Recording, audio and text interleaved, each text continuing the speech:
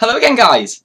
First of all, I'm really sorry it's been so long since my last video. I've had a bit of a manic week this week, and hopefully in a couple of days I might be able to explain a little bit more about why it's been quite so busy and what that might mean.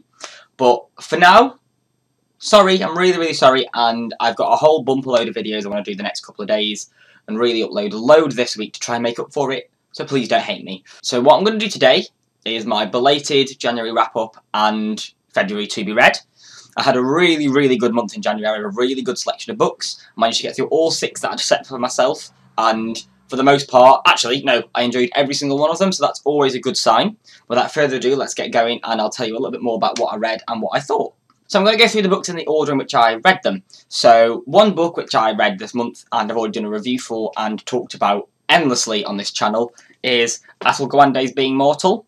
Now I'll pop the link to my review down in the description, but the general gist is, I thought this was amazing. Like, really amazing. I actually gave it a perfect 10 out of 10 score. I just think it's a really important book with a really important topic. It's all about dying and how we approach the end of our lives. And it's fascinating to really get an insight and think about how we think about it as a people and whether we're thinking about it in the right way or the most helpful way. And I don't want to say too much about it because part of the joy is reading it and understanding his argument as you're going through. But it's fantastic. He's an incredible writer, and the content and the ideas are just incredible. So the second book I read in January was Emily St. John Mandel's Station 11. So this is a post-apocalyptic tale. It's been massive in America, only just picking up really here in the UK, but it's one I'd heard a lot about. It's post-apocalyptic, but it's about how society rebuilds, not about the collapse or the fight in the aftermath. It is about, in the future, set a good number of years after the apocalypse, how is society rebuilding, what is important in society, what are the challenges it's facing. It's quite a unique concept, quite clever. I didn't feel like it was the right kind of book for me. I like plot-driven books, and this is much more thematic. It's not about the storyline. You don't really know all the way through, and even after the end, what the storyline is. You don't know what the end goal is, what the big challenge the protagonist is trying to overcome is. There isn't really one. And I don't like books of that nature. I like books where there's a main character who has to overcome this obstacle and this is how they do it. That's what I like. And I didn't connect with this for that reason. But from other people I've spoken to who prefer the kind of less plot-driven, more thematic style of reading, they absolutely loved this. And I can recognise that it's very good at what it is, and it's a really nice writing style. It just sadly wasn't quite the kind of book that I enjoy and like to read. I gave it a 7 out of 10. The third book I read was another one that I've talked about loads on this channel. It's actually one of the first books I've ever reread. So it's Sabriel by Garth Nix. So I've mentioned this in the past because it's one of the favourite books I read when I was a child. One of my favourite series, one of my favourite authors as a child. And he's just brought out a prequel, and I've decided to reread them all and finish off with the prequel to really fully appreciate it. So I have reread that for that reason, and I enjoyed it a lot. The first bit I was a bit like, maybe this is one of those cases of you shouldn't meet your heroes. But by about 50 pages in, I remembered exactly why I loved it. The world he creates is incredible, and the lore and the characters are all just fantastic. And as soon as I picked it up, I felt myself sucked back into being that 10, 11-year-old boy picking this up for the first time again, and absolutely loved it. I gave it a 9 out of 10. The next book I read after that was The Bees by Lillian Paul. So this is one I've looked at for a while because it's quite an eye-catching cover based on the colour and the dust jacket and the etching on the actual hardcover itself. And the concept's really interesting. It literally follows the life of a bee. But what it does really well is uses the context of a bee's hive to really deal with some serious issues. Things like totalitarianism, racism, gender and class stereotypes and class systems, and it's just fantastic. It's a really clever way of doing it that you don't realise you're reading about these deep, heavy issues. But when you really think about it, that's exactly what it is. The author's got a lovely writing style and also really well uses a lot of bee behaviour, so the mating dances, the pheromones, and pollen collection in a really clever way to really craft an excellent story. And I read this incredibly quickly, and I think it's one of the most charming and interesting books I've read in quite a long time. I gave this a 9 out of 10, and I definitely think anybody should give it a read that thinks it sounds interesting. So next up is actually a non-fiction book, and this is one I pulled out of my to-be-read jar. It's A History of the World in 100 Objects by Neil MacGregor. So it's one I've been looking at for a while. It's one of those types of history books that's quite general. It covers a whole, well, history of the world, as the title says. but it covers it in episodic little 5-page sections where it looks at one item and the significance of it in looking at world history. And that's exactly the kind of history I like to read, as the more episodic, thematic read rather than a big long 400-page narrative. So I did appreciate it a lot on that front. I did enjoy that he used a massive variety of objects from all over the world. There's things that I learnt in here that I'd never really thought about South American history or kind of Middle Eastern history, but you get so much of it through here, and I really appreciated that. I did, however, find it quite hard going. I thought because it was episodic, I'd find it quite easy to flick into and flick out of. But still, it is 500 pages, and that's a lot of history to try and digest in a short time.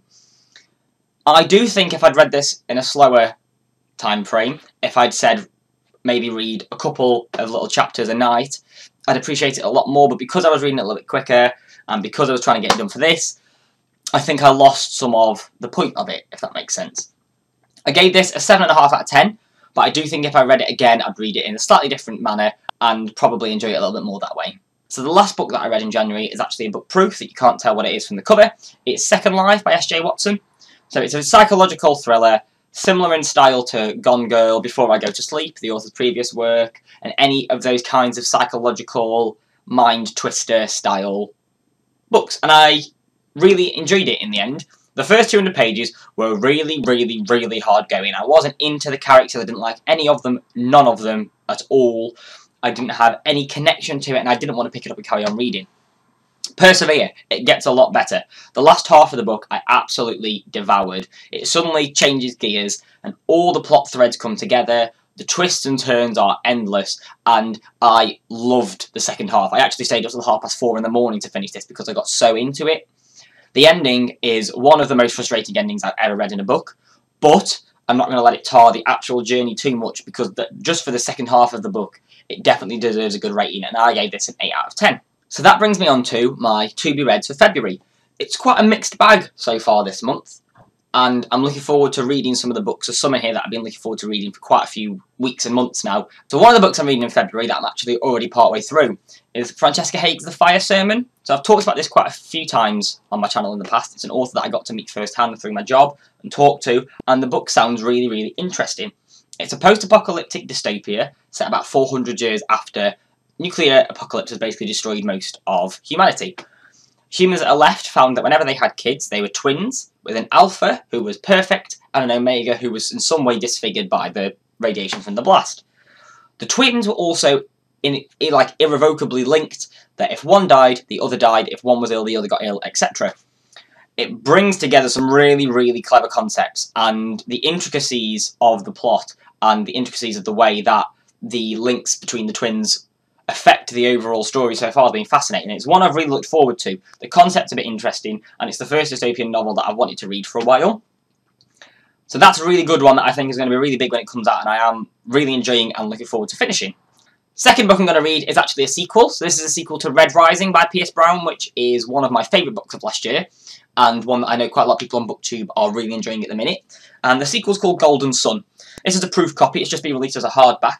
But I'm really excited to carry on with the story. I think the first book does a really good job establishing the characters and the universe, and actually feels like a standalone novel to a certain extent. But I'm really excited to see how it develops further in this, and it's a little bit longer, and that's always a good sign. I'm optimistic that this is going to really carry on the story well, and I can't wait to carry on reading that. So next up is another book that I've talked about a couple of times. It's The Girl on the Train by Paula Hawkins. So this isn't actually what the cover looks like, but it's a really, really, really interesting read. It's very similar in style and target audience to Gone Girl, and the concept, from what I've heard, sounds quite interesting. Basically, a woman gets the same train to work every day, and every day the train stops at a signal, and from where the train stops she can see into the window of a house from the train. One day she sees a shocking act, I have no idea what it is, and she slowly gets embroiled in this family's life, and it's a bit Gone Girl even then, quite psychological. Sounds really interesting, quite a clever concept, and it's making massive waves at the minute. It's UK bestseller, it's US bestseller, and I actually get to meet the author next month, so I'm looking forward to reading this and having a chat with her about it afterwards. The last book that I've actually chosen to read for February is a manga, which makes it a bit of a change to anything I normally read. I've chosen to read Bleach after recommendation from a few of my colleagues and people I know that read manga, and it's just the one that I think looks the most interesting to me. And I've actually already finished this. I absolutely loved it. I got through it so quickly, and I'm really looking forward to reading some more manga. It's something I've been looking forward to getting into for a while, and I'm really excited that I've had the opportunity to do that this month. But like I say, I'll be back at the end of the month with a full review of that to let you know what I thought.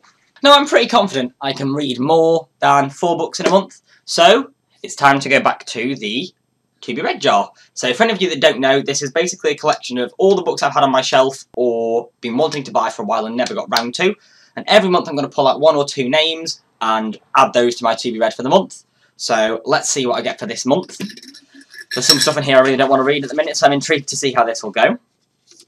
Okay, so, interesting. First one I pulled out is I'm going to read the second book in the Sabriel series by Garth Nix. So I'm actually quite excited about that one because I'm really into the series at the minute. I really got hooked back into it. I'm looking forward to reading the second one of them, which actually I have here and can just briefly show you. It is Lyriel. Now, I got a hardback for when the books were first released far too long ago, but I'm really looking forward to reading that again and carrying on with the story after last month. Now, this month I actually have got quite a lot of spare time. I'm going to London for 2 weeks. And I'm going to be staying by myself for the most part of that, so I'm going to be reading a lot. So I'm confident I could probably read a 6th. So let's see what else I can pull out. Let's get properly in there and see what there is. Okay. Endgame by James Frey. Interesting. So this is one that I've looked at for a while, and I actually, again, got a free copy from HarperCollins, the publisher, back in the middle of last year.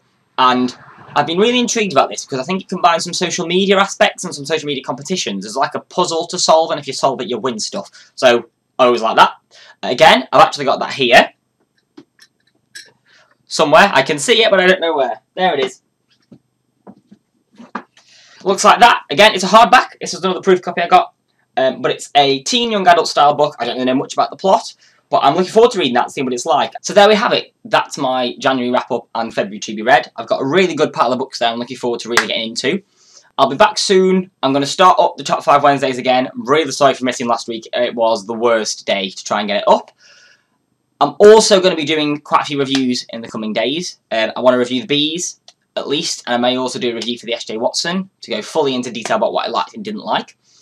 The other thing I'm going to do, which is something that I've actually had requested a couple of times, is a video about my job and what that involves and about what perks I've got from it. So basically which authors I've met, what kind of things I've been able to do, what books I've got inside gossip on from things, and I'm hopeful that you guys will quite enjoy that, and fingers crossed, I'm looking forward to talking about it, so that's always a good sign. Other than that, if you have enjoyed, please leave a like and subscribe, and if you've got any opinion on any of the books I've read, or you've read any of the ones I'm going to read in the next month, please comment and let me know what you thought. I'm looking forward to hearing what you guys think. I know there's a few there that a lot of people will have read. Other than that, my Twitter and Goodreads are in the description as well, and I'll link to any reviews or things I mentioned throughout the video. I will hopefully see you at some point in the next couple of days with my next video.